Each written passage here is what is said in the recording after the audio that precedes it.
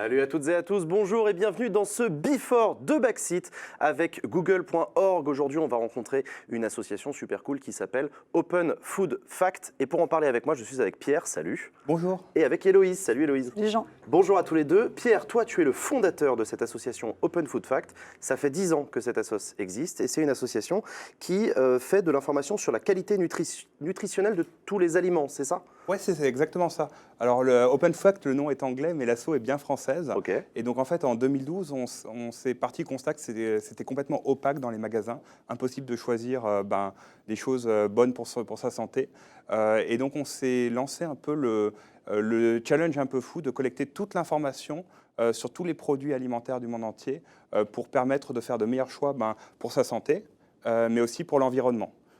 Donc très concrètement, on a commencé avec une appli mobile, on a lancé une appli mobile pour pouvoir collecter la photo des ingrédients, la photo de la nutrition, et on a commencé 100 produits, 1000 produits, à collecter toutes ces informations utiles pour pouvoir calculer des scores qu'on a fait plusieurs années, comme le Nutri-Score ou l'Eco-Score qu'on a lancé. Donc le Nutri-Score qu'on a calculé en 2015 ou l'Eco-Score qu'on vient de lancer cette année. Et donc vous l'avez fait à la mano avec des bénévoles, des gens dans les magasins qui allaient prendre des photos des aliments, c'est ça? Voilà, exactement. En fait, c'est une association de bénévoles. On a tourné à 600 € de budget, moins de 1000 € pendant des années. Et on a collecté cette information comme ça en allant dans les supermarchés. Alors maintenant, il y a des producteurs qui nous envoient les données, mais on a vraiment commencé ça de manière citoyenne. Et donc du coup, le but du jeu, c'est d'afficher l'information nutritionnelle des aliments. Dans quel but en fait? C'est pour les Voilà. consommateurs, c'est pour les clients, c'est pourquoi? Oui, exactement. C'est-à-dire que moi, personnellement, les tableaux nutritionnels, j'ai jamais rien compris. C'est très abstrait. Donc l'idée, c'est de collecter cette information brute et puis de la transformer de manière qu'elle se soit lisible. Donc par exemple, de partir du tableau nutritionnel et d'aller vers le Nutri-Score, de partir de la liste des ingrédients et savoir si le produit est végan, végétarien, contient de l'huile de palme, ce genre de choses. D'accord. Toi, Héloïse, tu travailles chez Google, mais tu bosses dans l'association, c'est ça? Exactement. Ça consiste en quoi? Je comprends pas. En fait, je suis dans les équipes commerciales de Google, mais pendant 6 mois, en fait, je mets mon job de côté et je rejoins l'équipe de Pierre sur le projet Open Food Fact pour m'occuper en particulier de la partie partenariat. Et en fait, c'est un mécénat de compétences, un fellowship qui est proposé par Google.org, qui est la branche philanthropique de Google. Et Google.org, en fait, aide des associations, des entreprises sociales pour renforcer leur impact et les aider à passer à l'échelle supérieure. Voilà, ça peut être dans différents domaines, l'emploi, l'environnement. Voilà. Et donc pendant 6 mois, je vais me consacrer à ça. Et pourquoi tu as choisi de rejoindre Open Food Fact du coup comme assos? Comment ça s'est fait? Quand j'ai vu cette opportunité, je me suis dit que c'était l'occasion rêvée. Moi, j'avais envie depuis longtemps de m'engager associativement et en particulier sur la cause environnementale. Donc là, c'était l'occasion rêvée de pouvoir joindre les deux. Et donc Pierre, très concrètement, pour les gens qui nous écoutent, comment ça fonctionne l'association? Qu'est-ce que vous proposez aux gens? C'est une appli? C'est un truc qu'on peut vous rejoindre? Comment ça fonctionne? Oui, alors on propose plusieurs choses. Donc une base de données qui est disponible à tous, donc pour les chercheurs, pour les scientifiques, pour les startups, c'est ce qu'on appelle de l'open data, des données ouvertes, qu'on collecte grâce à nos bénévoles. Et depuis 2013, on propose la première app collaborative qui permet de scanner un code barre, maintenant tout le monde connaît, et d'avoir ce Nutri-Score, cet Eco-Score. Et effectivement, on est tous bénévoles. Donc il y a 4 permanents dans l'association, Ouais. mais c'est une communauté, s'il y a des développeurs dans la salle, des marketeurs, enfin voilà, il y a vraiment besoin de toutes les bonnes volontés pour pouvoir collecter cette information et puis la rendre utile au maximum de personnes possible. Parce que tu parles de développeurs, mais c'est aussi une particularité de l'association, c'est que vous avez calculé ce Nutri-Score, c'est que vous avez c'est un boulot mathématique de développement, vous avez fait ce travail-là aussi. Oui, effectivement, à l'époque, ça s'appelait le score 5 couleurs, quand on a repéré l'article scientifique en 2015. On a demandé la formule au professeur Hackberg et à l'équipe de l'ERN. Après, on s'est mis à le calculer, non seulement sur les produits français, mais sur tous les produits du monde. Et du coup, même si les producteurs ne veulent pas l'afficher, il est disponible sur tous les produits dans l'appli Open Food Fact et puis sur le site. Donc toi, du coup, tu t'occupes aussi des relations partenariales, c'est ça, au sein de Open Food Fact? Exactement. Donc, en fait, mon rôle, c'est d'inciter les fabricants et les distributeurs du secteur alimentaire à partager leurs données, l'information en fait, de leurs produits sur la plateforme d'Open Food Fact. Alors, on peut se demander pourquoi, pour une application avec un but citoyen, on fait appel aux industriels. Bah En ouais. fait, c'est parce que tout simplement, on a besoin d'informations, de données, bah, avec un plus gros volume de données, et aussi parce que les informations, au moins, sont justes et, complètes. Et voilà, donc ça complète très bien le travail de tous les gens qui collaborent sur l'application et qui partagent des données. Est-ce qu'on peut dire qu'Open Food Fact, c'est un peu le Wikipédia de l'alimentation? Ouais, c'est exactement ça. C'est vraiment le côté participatif et le côté créons une connaissance commune de manière ensemble à travers les pays et sur tous les sujets, sur l'environnement, le bien-être animal, la santé, etc. C'est une asso citoyenne, tu l'as dit tout à l'heure, avec des bénévoles, c'est aussi open source, open data. Voilà, c'est-à-dire que typiquement, on a notre application, mais on a des centaines d'applications qui ont été créées grâce à Open Food Fact. La plus connue, c'est évidemment Yuka. Bah, je vois qu'il y a des gens qui en parlent dans le chat d'ailleurs de Yuka, elle est connue celle-là effectivement. Voilà, Et vous exactement. bossez Donc, avec eux. qui, pendant les 2 premières années de leur existence, ont utilisé Open Food Fact. On a Foodvisor aussi sur le suivi régime, mais aussi des apps un peu plus niches, par exemple pour suivre son diabète, ou alors pour des apps pour les femmes enceintes. Donc, c'est vraiment tout cet écosystème que permet de faire émerger Open Food Fact. Ça existe depuis 10 ans. Tu as vu quoi comme évolution sur les 10 dernières années du coup? Alors, déjà, il y a plusieurs types d'évolutions. Donc, on a évidemment, on est passé de 0 à 2 millions de produits, ça c'est la plus grosse évolution. Mais aussi, on a remarqué des choses très enthousiasmantes, notamment à partir du moment où on a commencé à calculer le Nutri-Score. On a remarqué que les producteurs se sont mis à améliorer la qualité nutritionnelle de leurs produits progressivement pour passer d'un Nutri-Score C à un Nutri-Score B. C'est d'ailleurs quelque chose qu'on les aide à faire. On est soutenu aussi par Santé publique France sur la question du Nutri-Score, et on a mis en place une plateforme pour les producteurs pour les aider justement à identifier les possibilités d'amélioration de leurs produits. Comme ça, on n'a pas besoin d'utiliser d'Open Food Fact pour bénéficier, mais directement, tous les gens qui achètent des produits désormais peuvent bénéficier de produits plus sains, moins sucrés, moins salés, etc. Parce que toi, du coup, tu t'en rends compte, Héloïse, quand tu leur parles, eux, ils ont un intérêt commercial à ce que leurs produits apparaissent avec un bon score sur l'application. Exactement. Donc, dans un premier temps, ça peut leur faire peur, en fait, de partager leurs données. En fait, j'étais agréablement surprise aussi dans les premières discussions qu'on engage avec les partenaires à se rendre compte qu'en fait, ils sont assez curieux, intéressés, ils veulent contribuer. Et en fait, ils sont plutôt collaboratifs en général à participer à cette initiative. D'accord. On a vu tout à l'heure, tu en as parlé donc du Nutri-Score, ce fameux Nutri-Score. Je vous propose qu'on écoute ensemble un entretien rapide qu'on a eu avec le docteur Touvier. Le docteur Touvier, donc, qui coordonne l'équipe de l'ERN au sein du centre de recherche en épidémiologie de Bobigny et qui a coordonné du coup cette équipe qui a travaillé sur le Nutri-Score. On l'écoute. Le Nutri-Score, c'est un logo à 5 lettres, 5 couleurs que vous pouvez voir sur la face avant des emballages en France, mais également dans 6 autres pays de la zone Europe, en Belgique, en Allemagne, au Luxembourg, en Espagne, aux Pays-Bas et en Suisse. C'est le logo officiel qui est là pour vous donner une idée de la qualité nutritionnelle globale des aliments. Donc, il prend en compte des paramètres nutritionnels plutôt à limiter, l'énergie au 100 grammes, tout ce qui est sel, acides gras saturés, sucre. Et au contraire, il va privilégier avec des points positifs les composants à favoriser, comme par exemple le contenu en fibres, en protéines, ou encore la part de fruits et légumes, noix, noisettes, légumineuses et huiles végétales dans l'aliment. Donc ce logo-là, donc il a été créé par l'équipe de recherche en épidémiologie nutritionnelle, notre équipe, et il a été validé par plus de 45 publications.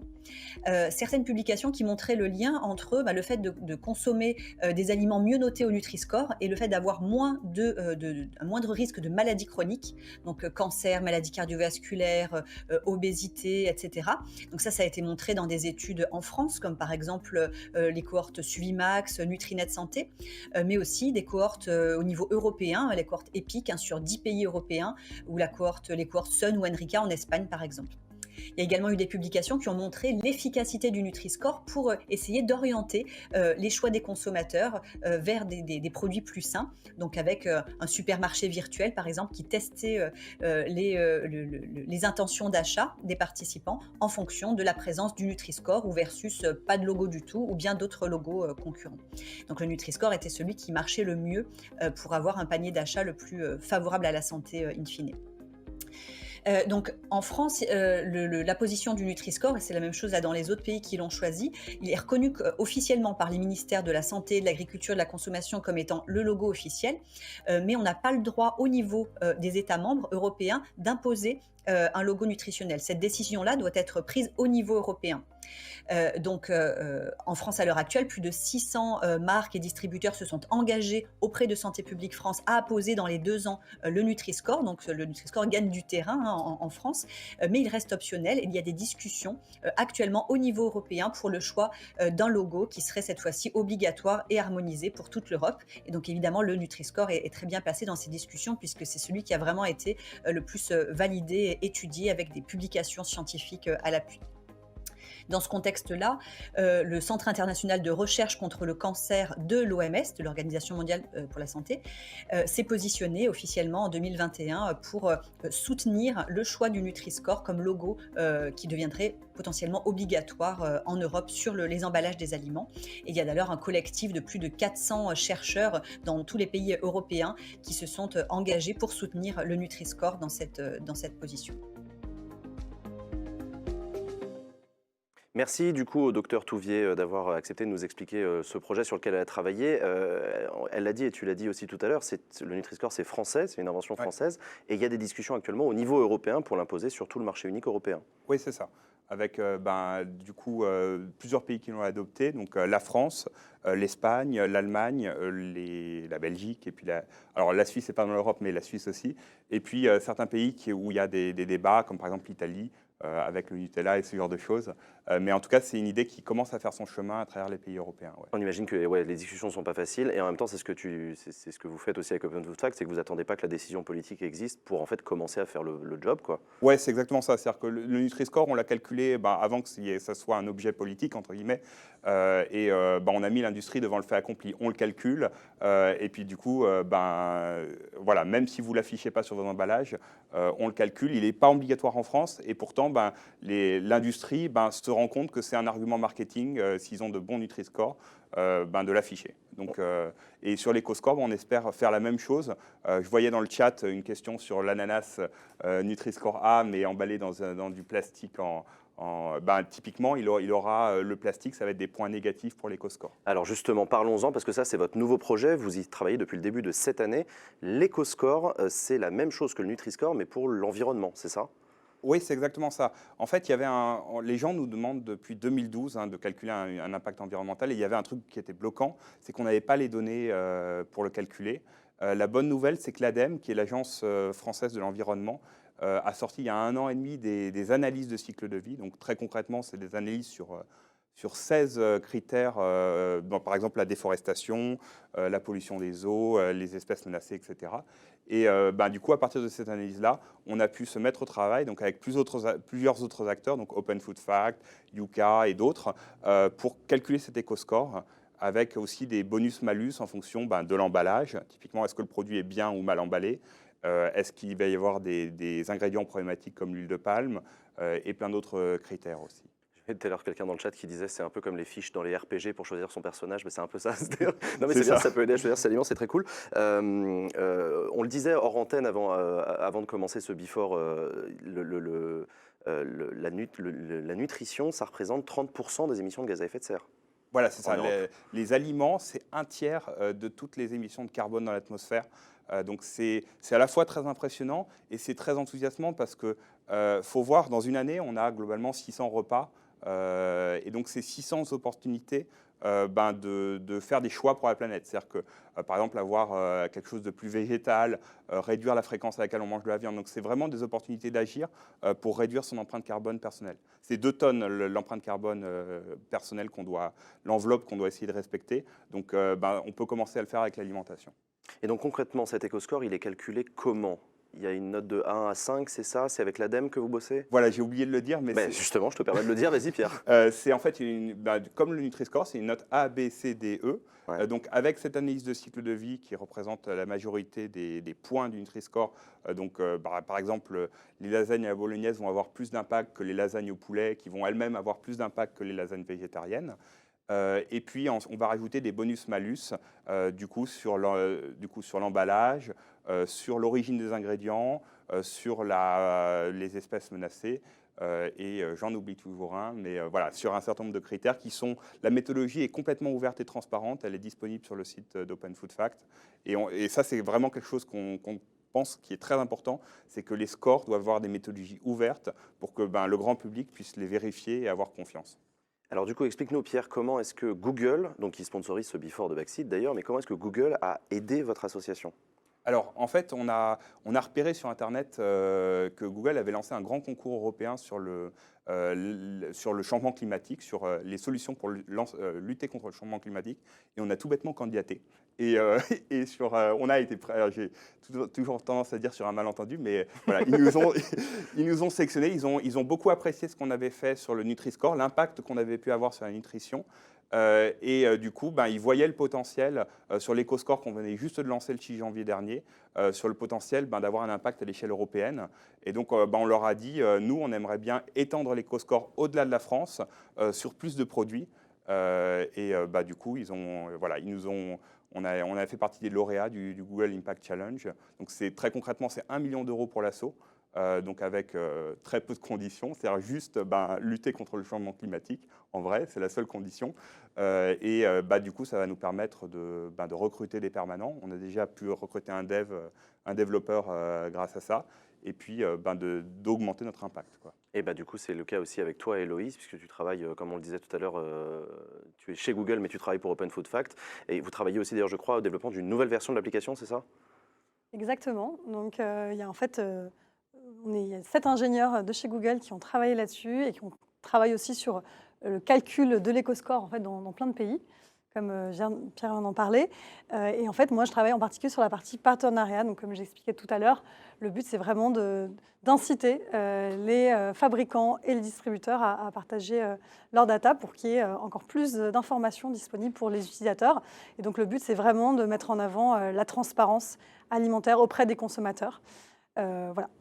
Et donc, du coup, il y a aussi une aide informatique et technique de la part de Google, qui est un géant du numérique, bien connu, mais il vous aide aussi d'un point de vue tech. Ouais, c'est ça qui est génial, c'est que c'est pas juste de l'argent, c'est aussi du coup des Googlers. Donc il y a des Googlers français, donc des employés de Google, c'est le jargon, mais des employés de Google français, suisses, aussi du Royaume-Uni, qui nous aident sur l'intelligence artificielle. Donc typiquement, comment calculer plus d'éco-scores plus rapidement. Sur un deuxième sujet qu'Héloïse a mentionné, c'est le mobile. Pour les 10 ans de l'association, on va lancer une toute nouvelle version de l'application, avec notamment la possibilité, par exemple, de trouver sur une carte l'endroit où ça a été produit, des informations plus détaillées sur l'environnement. Et le troisième sujet, c'est effectivement aller chercher des producteurs en France, mais aussi dans les nouveaux pays qui commencent à s'intéresser à l'alimentation, l'Allemagne, le Royaume-Uni, etc. Merci Pierre et merci Héloïse d'être venus nous présenter Open Food Fact dans ce premier Before de Backseat, sponsorisé par Google.org. Merci à vous d'avoir suivi ce Before. Ne quittez pas puisque à 19h30 on commence l'émission Backseat. À tout de suite après une petite...